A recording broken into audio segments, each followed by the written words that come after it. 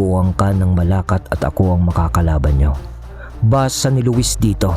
Pagpasok niya sa pintuan, napatitig pa siya kay Gonzalo. Sa ilang segundo niyang pagtitig dito, mga kabagis, umpisahan ng pagganahin ang ating mga imahinasyon sa paki ng subscribe button. Salamat! Nandito na ako mga kabagis ko. Salamat sa paghihintay. Sa kwento na tayo. Mataman siyang nag-isip. Maya-maya lang ay muli siyang lumabas ng kanyang tahanan. At nang gabi ding yun ay nangaso siya ng isang hayop. Nang makahuli siya ng isang baboy ramo, agad niyang ginilitan yun ng liig at sinahod ang dugo sa isang sisidlan. Pinilas niya rin ang mga hita nito, tsaka niya dinala pa uwi sa kanila. Pagka-uwi niya, pinagmasdan niya si Gonzalo. Bakit? Bakit, Antingero? Papahirapan mo ba ulit ako? Tanong nito kay Luis.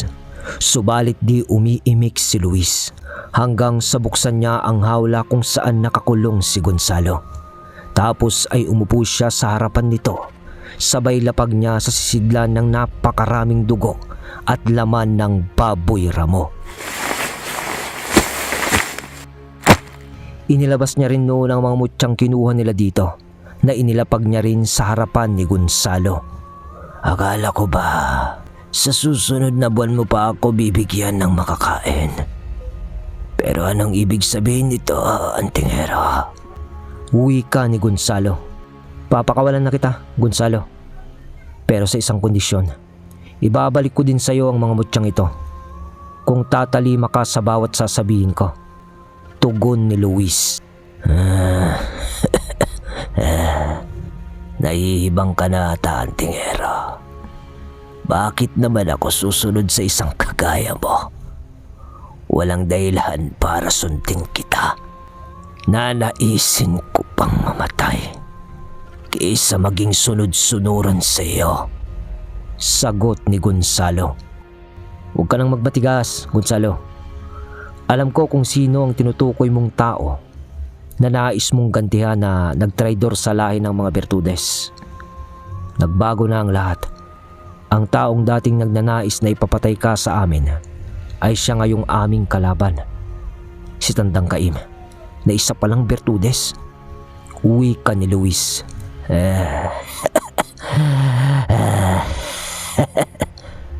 Bakit di nyo ba siya kaya? Kung ako nga, nagapin nyo na mas nakakaangat sa kanya. Siya pa ba naman na tanging mga orasyon at nag-iisang birtud ng uwak lamang ang gamit? Wika ni Gonzalo. Kaya namin kung si Tandang Caim lamang ang aming kalaban. Subalit nasa halili niya ang buong angkan ng mga malakat na pinamumunuan naman ng apo nito kuno na isang gabunang malakat. Sabi naman ni Luis. Nang marinig ito ni Gonzalo, napatingin ito kay Luis. Ano? Sila ang angkan na pumaslang sa aking ama at iba pang kamag-anak ko na pinangunahan ng traidor kong tuwing si Caim. Anong ginagawa nila dito? Wika ni Gonzalo. Nakasagupa namin ang iba sa kanila. At sa tingin ko, mahihirapan kami kung kaming apat lamang ang haharap sa kanila. Lalo na at buong angka ng makakalaban namin. Idagdag pa si Tandang Caim na may malalim na aral sa kaliwa. At apo nito na isang gabunan na minsan na naming nasaksiyan ang kakayahan sa pagkikipaglaban. Wika ni Luis. Di ko lubos maisip na hahantong ako sa ganito. Ang makipag-isa sa mga Antingero. Sige, papayag ako. Papayag akong makipaglaban sa halili nyo. Pero bilang kapalit, hahayaan nyo akong mabuhay pagkatapos ng digmaang ito. Nang sumang-ayon na si Gonzalo, napangiti si Luis at pumayag din sa hiling ni Gonzalo. Agad niyang binaklas ang mga gapos nitong orasyon at tinanggal lahat ng selyo ng hawlang kinaroroonan nito.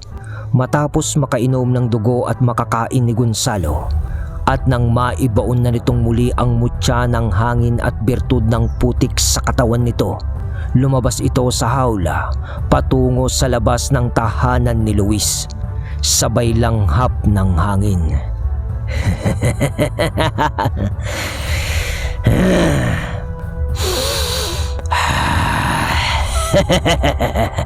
Sa wakas, gumaan din ang aking pakiramdam. Napakasarap talaga ng pakiramdam ng pagiging malakas. Salita ni Gonzalo habang nakatayo at nakadipa ang mga kamay sa labas ng tahanan ni Luis. Matapos nitong makapagsalita, nagpalit ito ng anyo. Ngunit agad ding bumalik sa dati. Sabay tingin kay Luis at kisap matang lumapit sa kanya. Huwag mong iisipin ang tingero na kakampi na ako. Walang ibang mahalaga sa akin kundi ang mapas lang si Tio Caim sa ngalan ng aking angkan at ubusin ang angkan ng mga malakat. Huwag kayong aasa. Natutulungan ko kayo kapag nalagay sa alanganin ang mga buhay nyo. Aalis muna ako. Pero darating ako sa oras ng digmaan bilang sorpresa sa aking Tio Caim. Wika ni Gonzalo. Di ko naman inaasahan na kakampi ka sa amin at lalaban para sa aming panig. Pero umaasa akong di mo tatalikuran ang ating kasunduan. Tugon ni Luis. Matapos yung marinig ni Gonzalo, tumitig ito sa kanya na walang imik. Habang nakangisi tapos ay marahan itong umatras papalayo habang nagwiwika ng, ang kasunduan ay kasunduan. Kung sino man ang bumali sa atin dito ay marapat lang na isuko ang buhay. Ako si Gonzalo, ang gabunang gamigina na mula sa mga bertudes na mayroong isang salita. Kaya't makakaasa ka, antingero. Sige, magkita na lang tayo sa oras ng digmaan. Wika ni Gonzalo, kasunod ng paglalaho nito sa dilim. Nakarinig siya noon ng pagaspas ng malalapad na pakpak, hudyat na nakalayo na si Gonzalo. Matapos noon, nagpahinga na si Luis. Ngunit nang makapa niya ang kanyang kwintas ng lapyeta, agad siyang tumayo at tinungo ang harap ng altar ng Santo Niño, kung saan naroon din ang ribulto ng imahe ng mahal na Birheng Maria. Habang kalong-kalong si Jesus, naupo siya sa harapan nito at nananalangin ng taimtim habang hawak ang medalyon ng lapyeta. Pansamantala niyang inilapag noon ang sungay ng anggitay sa harap ng altar. Doon na siya nagpaumaga sa pagdarasal sa harap ng altar para mas palakasin ang lahat ng aral niya sa 7 palabras at ang abilidad ng medalyon ng lapyeta.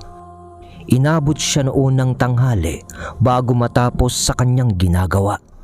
Matapos ang mataimtim niyang pagdarasal, kumain siya para mabawi ang lakas na nawala sa kanya.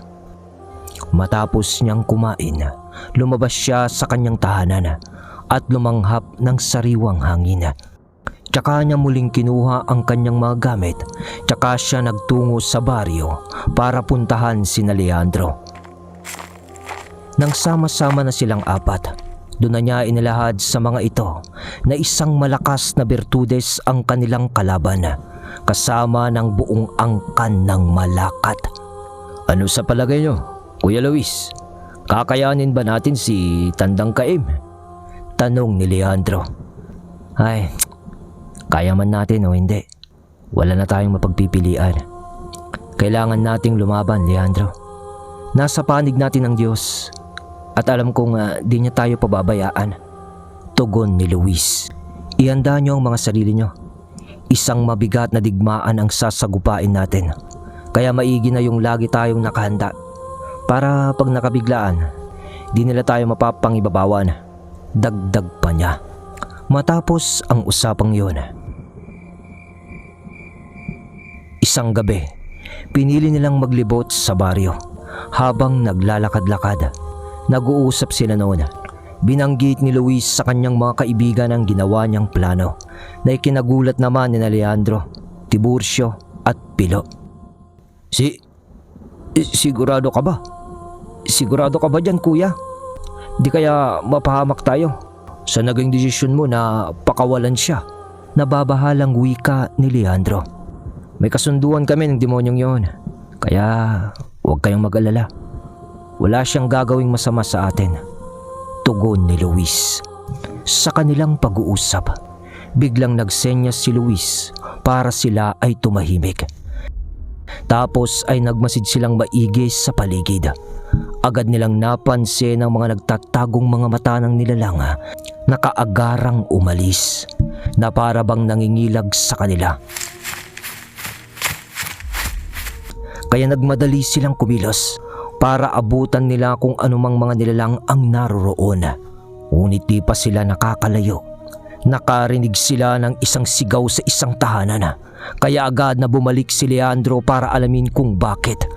Nang inilahad nila Leandro kay Luis ang nangyari sa tahanang yun, pinilit nilang hanapin sa buong paligid ang mga nilalang.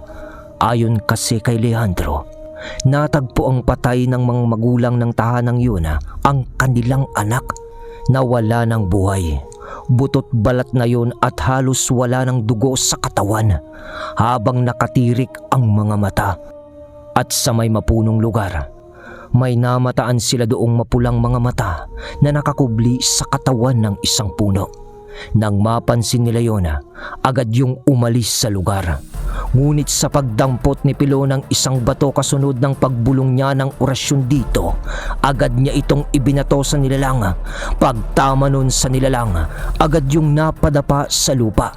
Mabilis nilang nilapitan yun, kasabay ng pagdarag dito ni Luis gamit ang mga pamakong dasal. Nang tanglawan nila ang nilalang na yun gamit ang isang flashlight, doon nila nakita ang kaanyuan ng isang malakat. Tumitig ito kay Luis habang nagwiwi ka ng, Binalaan na kayo ni Panginoong Cain, subalit di kayo nakikinig.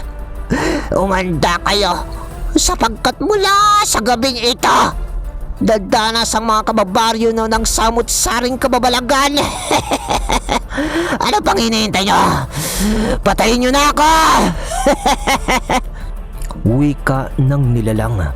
Matapos magwika ng nilalang, tinagpas ni Luis ang liig nito gamit ang karmona. Dahil sa ginawa ni Luis,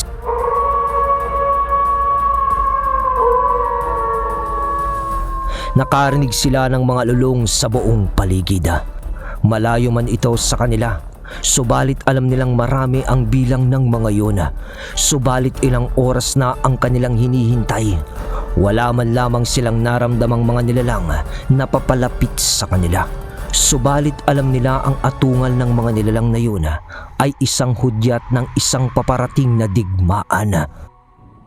Bago nila lisanin ang lugar, natigilan pa nun si Luis nang matanaw niya si Tandang Kaima mula sa di kalayuan, habang nakangisi na mayroong namumulang mga mata. Itinuro siya nito kasabay ng pagkakakita niya ng mga maiitim na nilalang na parabang mandirigmang itim na mga engkanto na may mga muka ng uwak, may mga mapupulang mga mata at malalagong balahibo. Ngunit sa pagkakasipat ng kanyang mga mata, nawala na lang bigla ang mga yun. Di niya namalayan na kanina pa pala siya tinatawag ni Leandro. Oo, sige. Andyan ako. Tugon niya dito.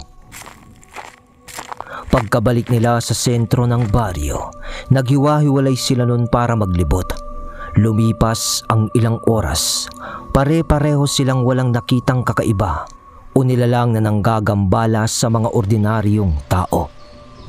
Halos ilang araw na silang ganon hanggang sa dumating ang isang gabing kaliwanagan ng bilog na buwan, habang magkakahiwalay silang naglilibot sa baryo. Napasulyap silang apat sa kalangitan nang biglang lukubin ng maiitim na ulap ang maliwanag na buwan. Kaya agad silang bumalik sa sentro ng baryo. Pagkarating nila doon, naaabutan nila ang isang gabunan na may malalagong buhok sa katawan. Nang masipat sila nito, agad yung tumalilis papalayo nakaagaran naman nilang sinundan. Sa pagbagtas nila ng daan, napansin ni Luis na patungo ang daang tinahak nila papunta sa kanyang tahanan. Nang marating nila ang daanang masukal, malapit sa tahanan ni Luis, maigi na lang pinagmasdan ang paligid hanggang sa makita nila ang nilalang na kanilang sinundan. Nasa gitna yun ng daan habang walang kibong nakatitig sa kanila. Marahan silang lumapit dito, ngunit nanatiling walang kibo ang nilalang. Maya-maya pa ay may tumighim sa kanilang likuran na isang matanda. Pagtingin nila doon, nakita naman nila doon si Tandang Kaim, kaya agad na nakilala ni Luis ang nilalang na kanilang sinundan. Walang iba kundi ang apo ng matandang Bertudes. Agad sila noong nagtaas ng bakod sa katawan at humugot ng mga sandata. Luisito, anong sabi ko ba sa'yo? Di ba sinabi ko naman na kapag nakialam pa ulit kayo sa amin, papatayin namin kayo. Wika ni Tandang Kaima. Pagkasabi ng gano'n ni Tandang Kaima, may mga nilalang na nagsilabasan sa talahiban sa palibot nila. Putina! Natambangan tayo! Kuya Luis! Wika ni Leandro. Isang patibong pala para sa kanila ang ginawa nilang pagsunod sa gabunang Malakat. Oo nga, mag-iingat kayo. Maging alerto kayo. Sabi ko na nga ba, isang di inaasahang pag-atake ang gagawin ng mga ito. Sambit ni Luis. Ano mga iho? Ito ang sinasabi ko sa inyo. Katapusan nyo na ngayong gabi. Ayaw nyo kasing makinig sa akin. At ako, kasama ng aking mga alagad ang maghahari sa baryong ito. Matapos namin kayong patayin. Wika ni Tandang Kaim. Pagkasabi ni Tandang Kaim noon, nag-umpisa ng umabante patungo sa kanila ang mga nilalang habang umaangil at tumatawa ang iba. Ngunit nang aatakihin na sila ng mga ito, bigla ang natigilan ang mga yun nang makadinig sila ng pagaspas ng malalapad na pakpak. Kasunod ng pagtilapon ng iba sa mga nilalang, kasabay ng malakas na hangin. Kaya nang lumitaw ang nilalang na may kagagawan noon, halos magsiatrasan ang mga Malakat nang makita nila ang gabunang Gamigin na isa ring antingero. Kumusta mga amigo? At sa'yo, mahal na traitor kong Chuen. Oh, teka, bakit parang nagulat ata kayo? Ano bang klaseng mga pagmumukha yan?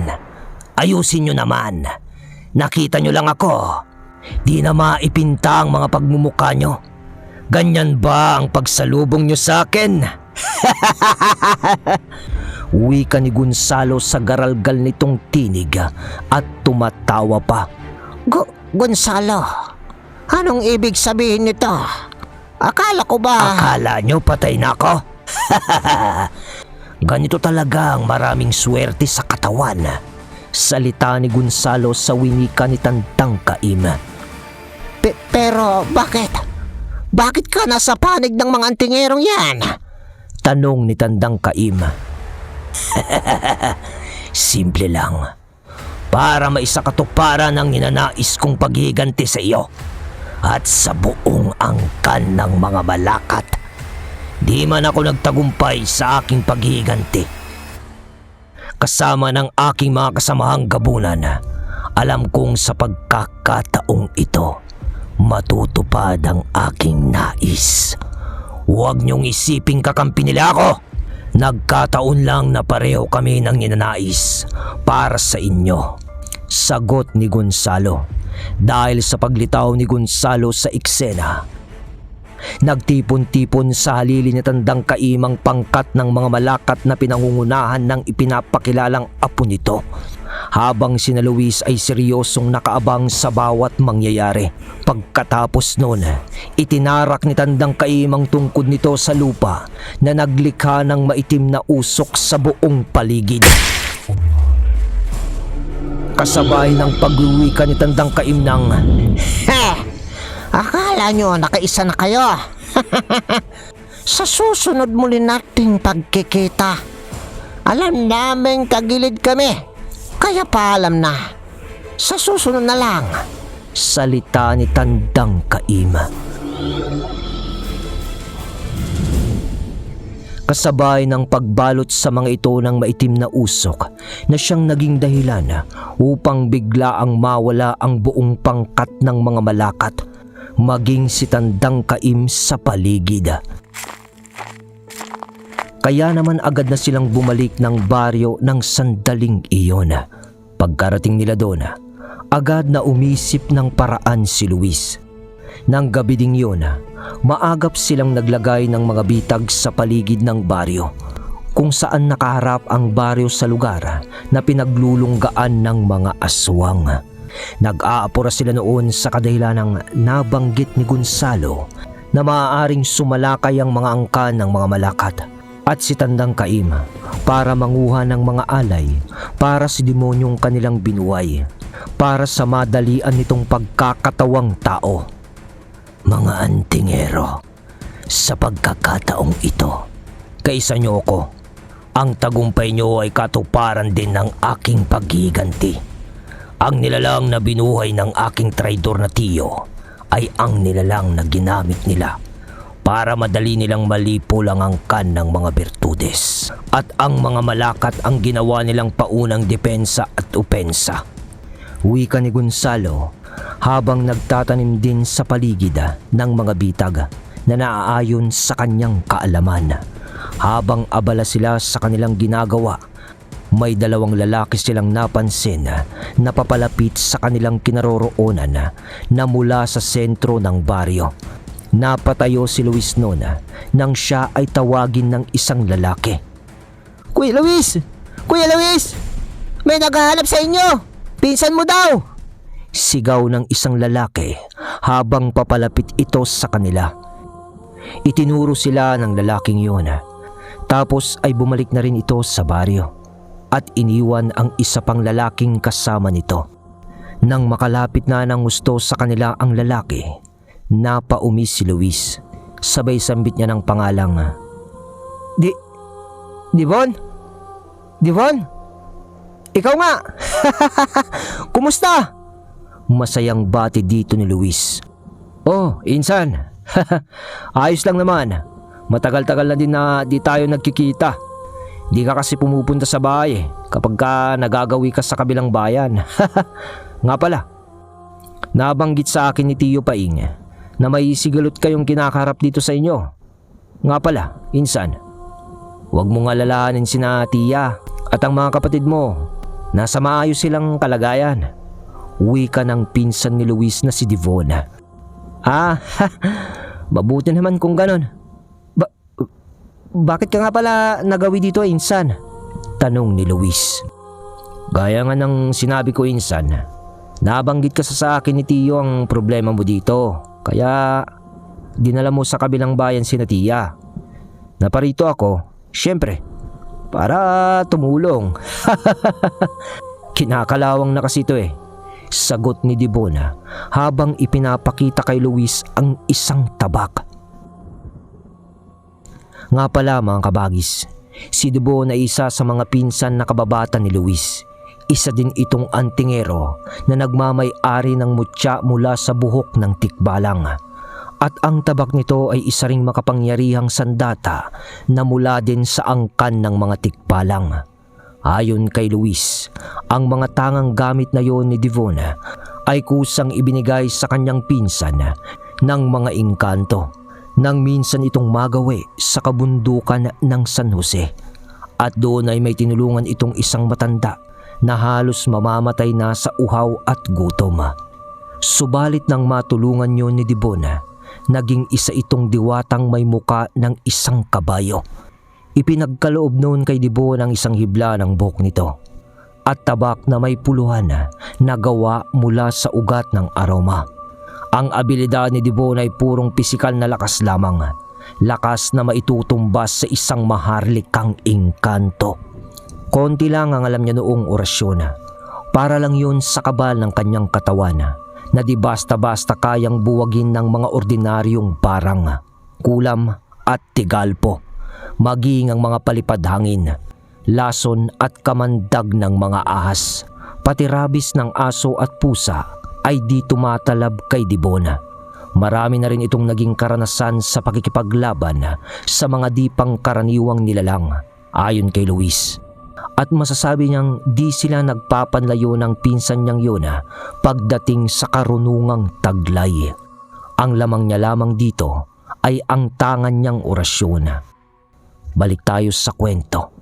Matapos magkumustahan ng dalawa, kinumusta din nito sina Pilo, Tiburcio at Leandro. Ngunit nagtaka ito dahil kulang ang grupo ni Luis. Teka. Parang kulang ata kayo, insan Sina Bombo at Ambo? Tanong ni Dibon. Ikinalulungkot ko, insan. Nasawi sila sa pakikipaglaban. Tugon ni Luis. Ganun ba? Pasensya na, insan Pero alam ko na dinasayang pagkamatay nila. Hindi ba? Muling tanong ni Dibon. Oo naman, insan. Tugon ni Luis.